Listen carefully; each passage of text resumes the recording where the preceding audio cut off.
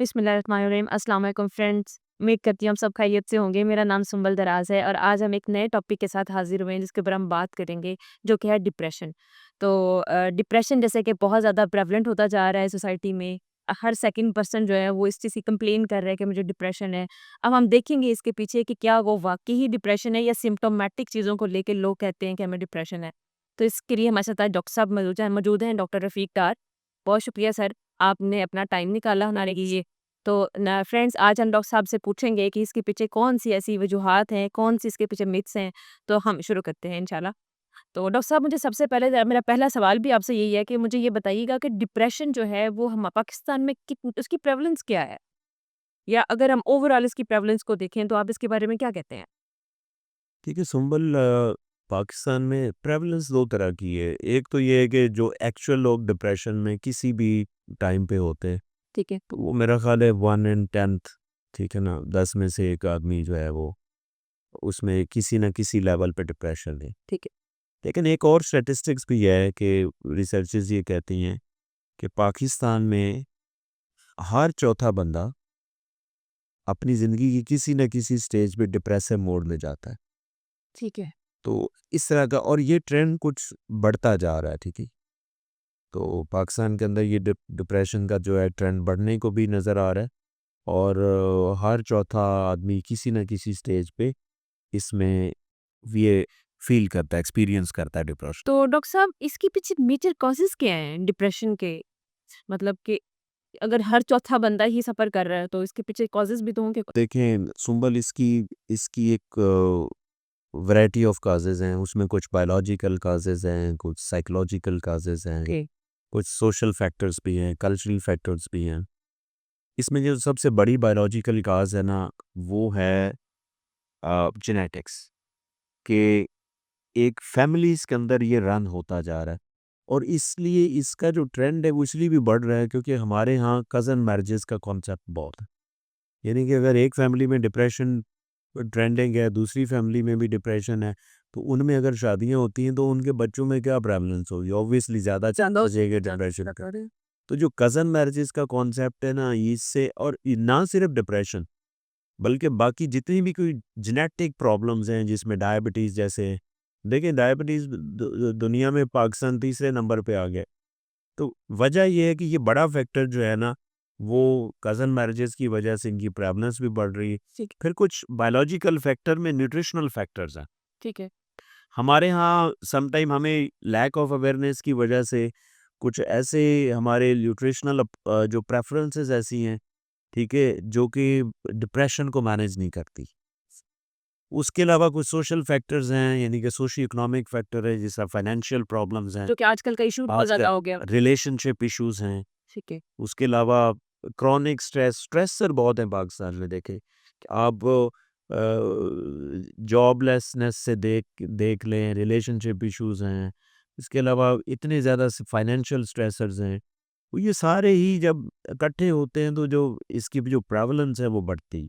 तो ये major factors जो है ना वो सर, इनमें कोई ऐसा फैक्टर आप बता सकते हैं कि जो सबसे ज़्यादा उसका जो है वो वजह बनता है? मतलब सिर्फ बायोलॉजिकल है? इसलिए सबसे बड़ा बड़ा जो फैक्टर तो वो जेनेटिक्स है। यानी कि अगर आपकी फैमिली के अंदर डिप्रेसिव, क्योंकि डिप्रेशन के जीन्स भी आइडेंटिफाई हुए हैं। ठीक है। अगर आपकी फैमिली में डिप्रेसिव जी, ये बड़ी जीन्स हैं, अच्छी इन्फॉर्मेशन है कि तो उनके लिए वो ज़ाहिर है वो बड़ा फैक्टर है। उनको फिर आप मैनेज कर सकते हैं, आप वो डिप्रेशन को डिले कर सकते हैं, मैनेज कर सकते हैं। लेकिन अगर कोई बाकी फैक्टर एसोसिएट होंगे तो आप में जल्दी डिप्रेशन होने के चांसेस। फिर उसके अलावा जो न्यूट्रिशनल फैक्टर्स हैं, ये भी बड़े फैक्टर्स के अंदर आता है। ठीक हो गया। डॉक्टर साहब, मुझे ये बताएँगे कि इसकी सिम्पटम्स क्या होती हैं? डिप्रेशन की स्पेसिफिक सिम्पटम्स?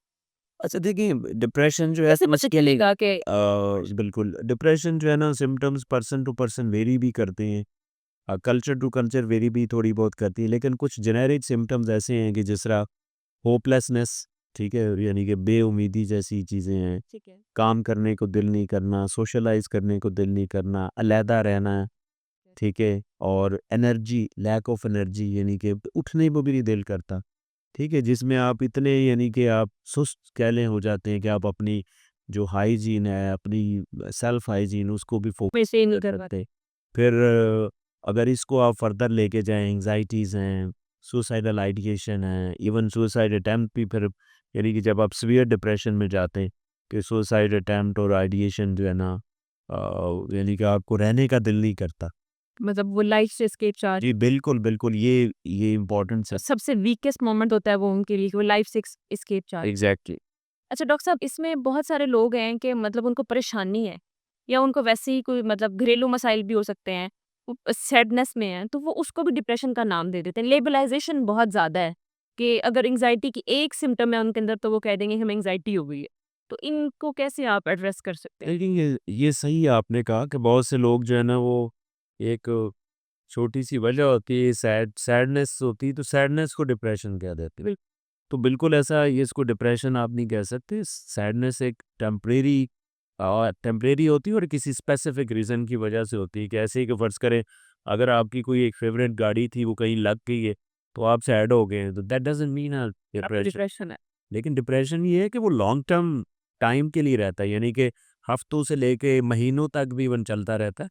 तो ये उसकी ड्यूरेशन बहुत लंबी होती है, यानी कि लंबे ड्यूरेशन के लिए अगर आप सैड हैं, कोई काम करने को दिल नहीं करता, एनर्जी नहीं है, होपलेसनेस है, तो फिर वो डिप्रेशन की इसका एक कैटेगरी। डायग्नोस्टिक क्राइटेरिया होगा। जी बिल्कुल, डायग्नोस्टिक क्राइटेरिया यही है कि एटलीस्ट वो 2-3 हफ्तों से लेके आगे महीनों तक अगर वो इसी हालत में रहता है, तब तो फिर हम उसको जाके कहीं कंसीडर करते हैं कि ये कहीं डिप्रेशन में। बिल्कुल ठीक है। अच्छा डॉक्टर साहब, इसी तरह जिस तरह अभी ये एक ग्लोबलाइज़ेशन की बात हो रही थी और भी काफ़ी ज़्यादा मिथ्स हैं डिप्रेशन के बारे में, तो मैं ना कुछ आपसे डिस्कस करूँगी। एक इसमें सबसे पहले मिथ है कि ये ना एक वेस्टर्न प्रॉब्लम है।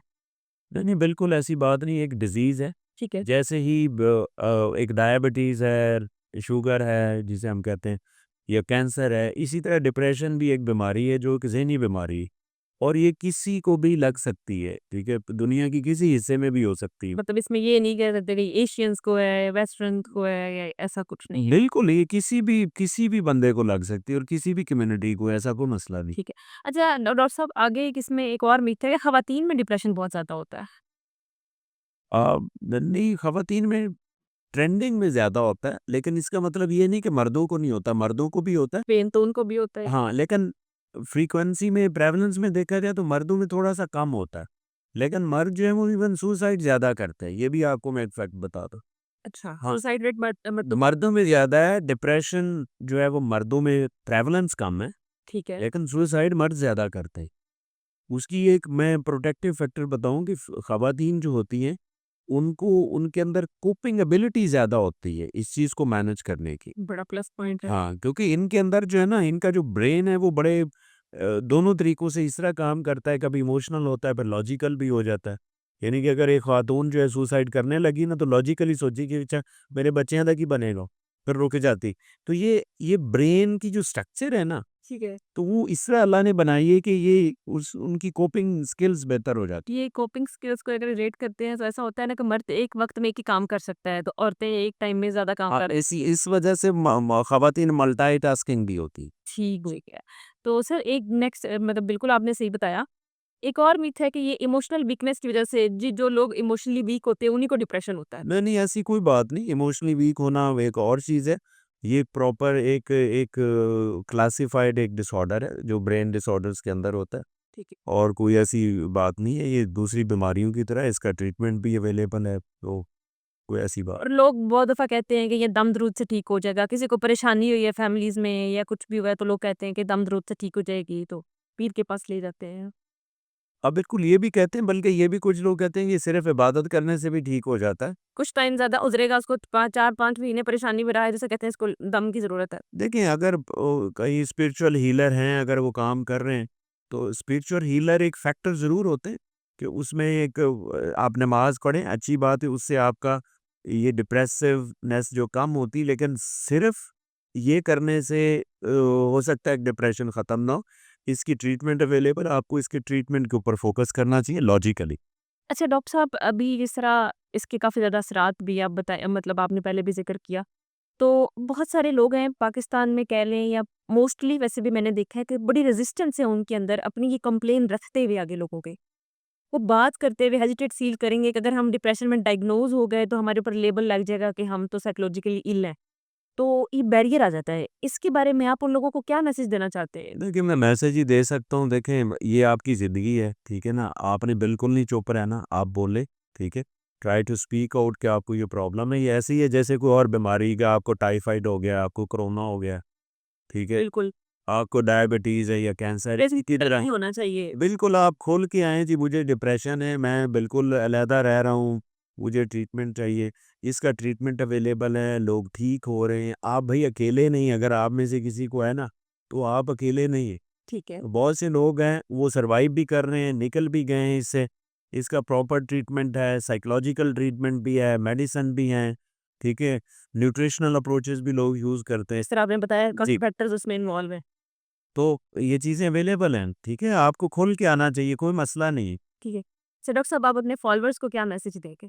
फॉलोअर्स को मैं यही मैसेज दूँगा कि भाई इसको बिल्कुल आपने स्टिग्माटाइज़ नहीं करना। आपके कुछ जानने वाले हैं जिनको जो इस हालत से गुज़र रहे हैं, तो उनको ज़रूर गाइड करें, उनको अवेयर करें कि भाई ये एक प्रॉब्लम है, कोई इमोशनल वीकनेस नहीं है या कोई सैडनेस नहीं है, ठीक है? अगर आप समझते हैं कि किसी को ये प्रॉब्लम डिप्रेशन है, तो वो ज़रूर किसी मेंटल हेल्थ प्रोफेशनल से राब्ता करें और उनको एज़ सून एज़ पॉसिबल उनका ट्रीटमेंट शुरू करवाएँ, क्योंकि जितना जल्दी आप इसका ट्रीटमेंट शुरू करेंगे, आपको उतने अच्छे रिज़ल्ट मिलेंगे, आपकी कॉस्ट भी कम लगेगी बिल्कुल ठीक। और आप जल्दी दोबारा आप खुश हो सकेंगे। बहुत शुक्रिया डॉक्टर साहब, आपने एक कॉन्सेप्ट क्लियर किया है ऑडियंस का भी, मेरा भी, कि इसमें बहुत ज़्यादा मिक्स थी, लोगों के क्वेश्चन भी थे।